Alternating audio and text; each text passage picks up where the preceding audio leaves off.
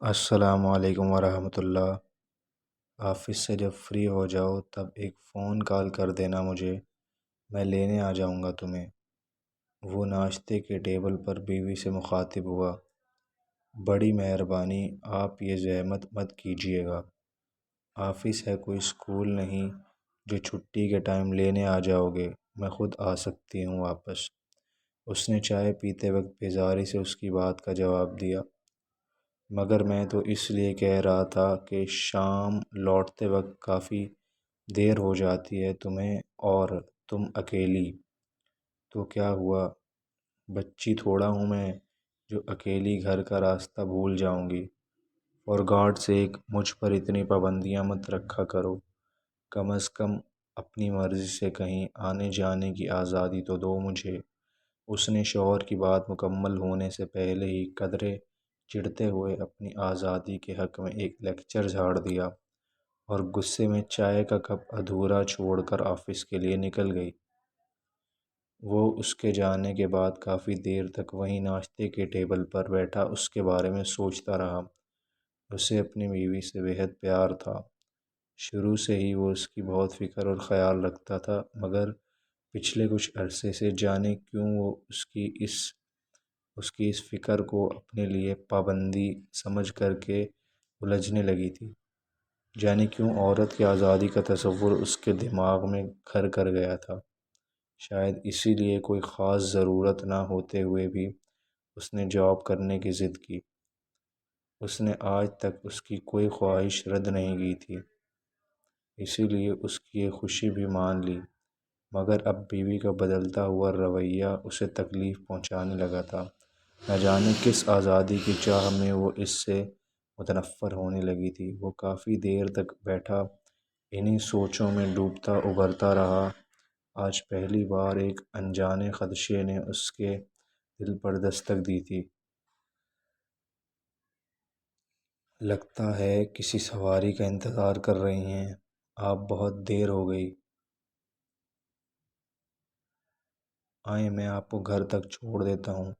وہ اس وقت آفس کے باہر کسی رکشے یا ٹیکسی میں کھڑی تھی، جب اس کے باس نے گاڑی اسے قریب روکتے ہوئے آفر کی، نہیں شکریہ، میں خود مینیج کر لوں گی، تکلف مت کریں اور گاڑی میں بیٹھ جائیں، اس وقت کوئی سواری ملنا مشکل ہے۔ باس نے ایک بار پھر اصرار کیا تو اس نے ایک نظر اپنی گھڑی پر ڈالی۔ دیر واقعی کافی ہو چکی تھی۔ اس نے باس کو دوسری بار انکار کرنا مناسب خیال نہ کیا اور گاڑی میں بیٹھ گئی۔ ایک کپ کافی کا ہو جائے، کیا خیال ہے؟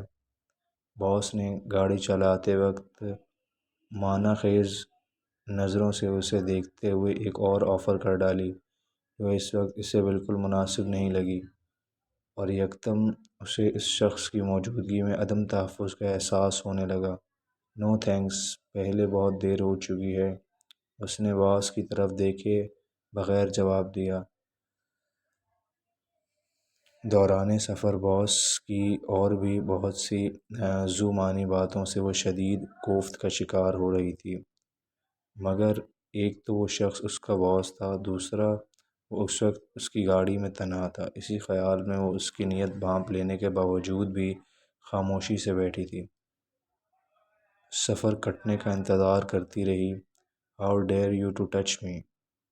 اس بار کچھ ایسا ہوا کہ اس کے صبر جواب دے گیا اور وہ غصے میں چلائی، گاڑی روکو، نہیں تو میں چلتی گاڑی سے کود جاؤں گی، ٹیک اٹ ایزی۔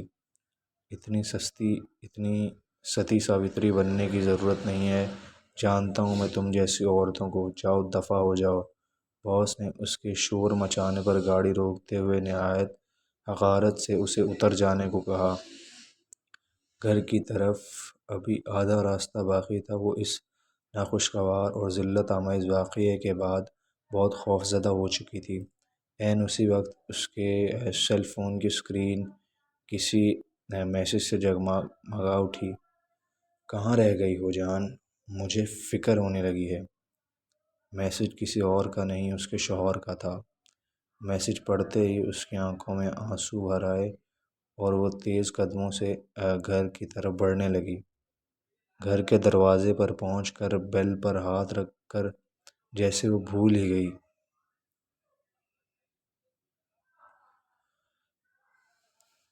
وہ بھی بے چینی سے اس کا منتظر تھا۔ اس نے جیسے ہی دروازہ کھولا وہ اس کے سینے سے لپٹ کر زاروں قطار رونے لگی۔ کیا ہوا ہے؟ خیر تو ہے؟ کیوں رو رہی ہو؟ اسے اس کی حالت پر تشویش ہونے لگی۔ بس میں کل سے کہیں نہیں جاؤں گی۔ نہیں کرنی ہے مجھے جاب، نہ ہی تمہارے بغیر کہیں جانا ہے۔ پلیز مجھے خود سے کبھی الگ مت کرنا۔ وہ ایک خوف زدہ بچے کی مانند بے خیالی میں مسلسل روتی اور بولتی چلی گئی۔ ٹھیک ہے، کہیں مت جانا، اور بھلا میں کیوں دور کرنے لگا تمہیں خود سے؟ اس نے اس کی حالت کا اندازہ لگاتے ہوئے بجائے کوئی سوال جواب کرنے کے حوصلہ دیا۔ اس نے کافی کا کپ اس کے ہاتھ میں پکڑایا اور ساتھ بیٹھ گیا۔ اب کیسا محسوس کر رہی ہو؟ پلیز بتاؤ گی کیا ہوا تھا؟ کچھ دیر خاموش بیٹھنے کے بعد اس نے اس کی پریشانی کی وجہ جاننی چاہی۔ آئی ایم ریئلی سوری، میں نے تمہاری بات نہیں مانی۔ اس نے بالآخر روتے ہوئے اسے آپ بیتی سنائی اور شرمندگی سے نظریں جھکائے اپنی نافرمانی پر پشیمانی ظاہر کی۔ یہ سب سن کر اس کا خون کھول اٹھا، مگر اس نے اس کی حالت کے پیش نظر خود پر قابو پاتے ہوئے نہایت احسن طریقہ اختیار کیا۔ روایتی شوہر کی طرح اس پر غصہ کرنے اور باتیں سنانے کے بجائے اس کے ہاتھ اپنے ہاتھوں میں لیتے ہوئے تحمل سے گویا ہوا۔ میں عورت کی آزادی کے خلاف نہیں ہوں، مگر آزادی کا ہرگز یہ مطلب نہیں کہ عورت اپنے محرم کے اپنی طرف فرائض سے فرار حاصل کرنا چاہے، اس کے اس اختیار کو پابندیاں تصور کرے۔ تم میری بیوی ہو، تمہاری حفاظت میرا اولین فرض ہے۔ صبح سے تم نے مجھ سے بحث کر کے میرے اور اس